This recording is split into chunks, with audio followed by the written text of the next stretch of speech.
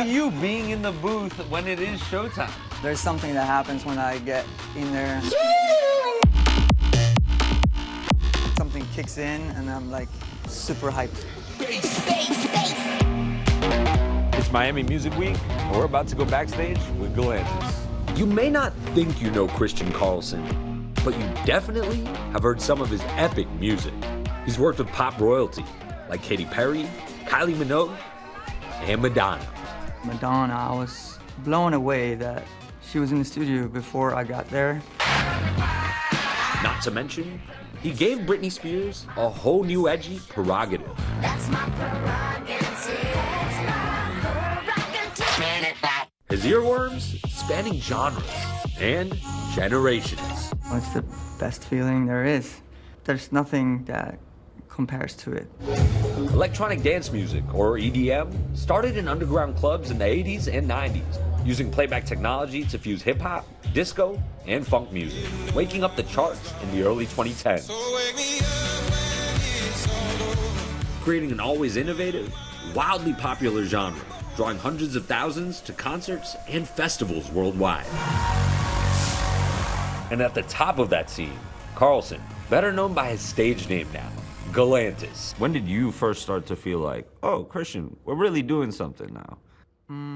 Coming to America. I was 19. I was flown over by Quincy Jones. How the hell did Quincy find your number? I did a remix for JC. That was actually the kickstart of everything. That Jay-Z remix?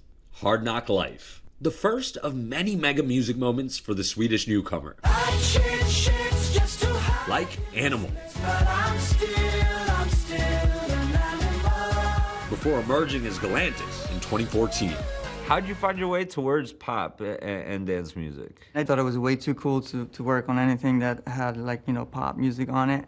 Until like someone's like, can you just try to make a melody on this one? I don't know, it was, you know, In the Water in Sweden, you know, from ABBA.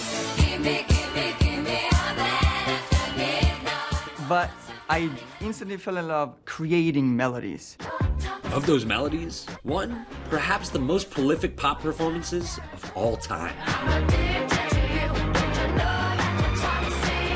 Toxic, catapulting Karlsson into the mainstream. Toxic was obviously huge, but writing Toxic probably did like 10 ideas a day, and Toxic was just one. But it comes to a moment where you realize that, like, oh my God, someone needs to do this record. Did you know you had a hit on your hands? They released the album, and it wasn't even considered to be a single. It blew all the other songs away. They were like, oh my God, this song has more sales than any of the other songs on the album, so I guess we have to make it a single.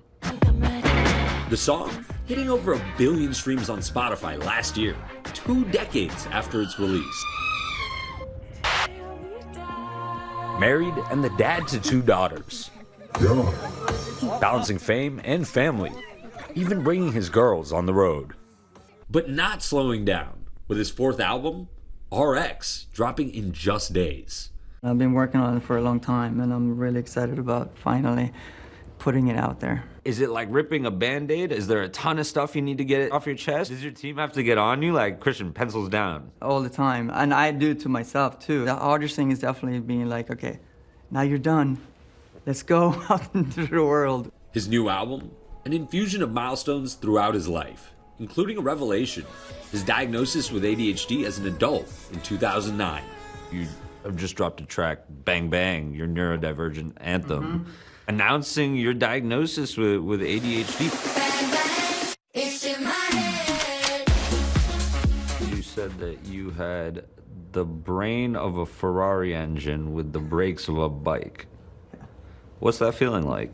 Dangerous. I can't change, but I can trick my brain to like go here and here and here, knowing more about what ADHD is and how do I change it. There's me just realizing this changes the way I feel, so I should schedule music around other things in life. Music is my medication, you know?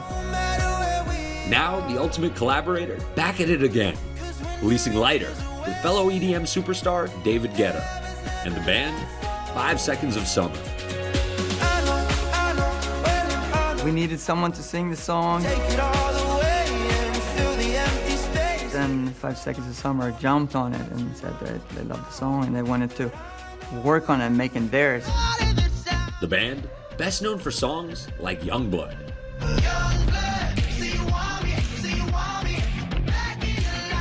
Getting in on a new sound. So we're always like finding ways to push ourselves creatively, and I think we all saw the vision for what the song could be. We went in, we recorded like all of the things that we love and a bunch of like live instrumentation. Christian ended up, he put everything in there and he loved it. What's so beautiful about Lighter is that it's like a mix of so many different genres. It's got electronic, it's got these beautiful orchestral strings on it. The Lighter team, together in the booth at the legendary Live nightclub in Miami this spring. Stepping into a DJ environment is just something that I totally am not used to. David Guetta goes on stage at 2 a.m. Usually I'm halfway through my REM cycle at 2 a.m. What's it like when you're up there in the booth and seeing people lose their mind to your tracks? Does it get old? It's weird. I've been playing Runaway for 10 years. It still gives me the same feeling when I play it, and hearing people singing it back to me. It still gives me that euphoric, I don't know, happiness. And at his set at the iconic Hard Rock Hotel and Casino in Hollywood, Florida, I just had to get in on that happiness.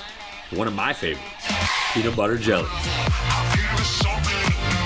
10 years of Galantis, 25 years in the music industry. I've never been more inspired in my whole life to make music. I'm never completely happy with anything that I do, but that gives me the fire to like go in and do the next one. And you're still chasing it. Yeah, absolutely.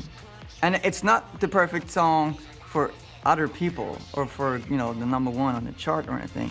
The biggest draw is to still explore ways to make music. Our thanks to Ashen. The new album from Galantis RX drops next Friday, May 17th.